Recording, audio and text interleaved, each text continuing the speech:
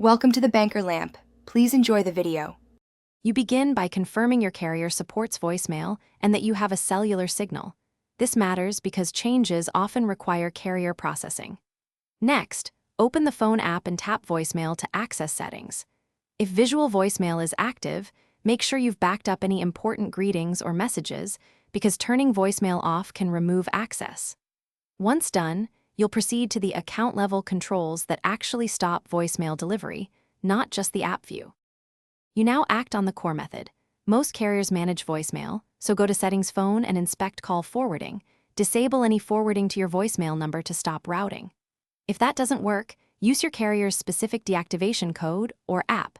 Dial codes like #004# or carrier support shortcodes can cancel service. Make sure to note confirmation messages or numbers. They prove the carrier processed the request. If changes take time, the carrier update window is usually a few minutes to a few hours. Finish by verifying.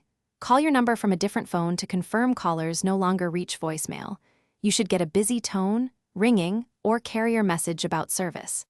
If voicemail persists, restart your iPhone and recheck Settings Phone call forwarding. Make sure to wait a few hours for carrier changes to propagate. If problems continue, contact your carrier with your confirmation details so they can remove voicemail on their end. One common fix is a carrier-side reset, which they can perform. Thanks for watching. If this was helpful, leave a like and consider subscribing. See you next time.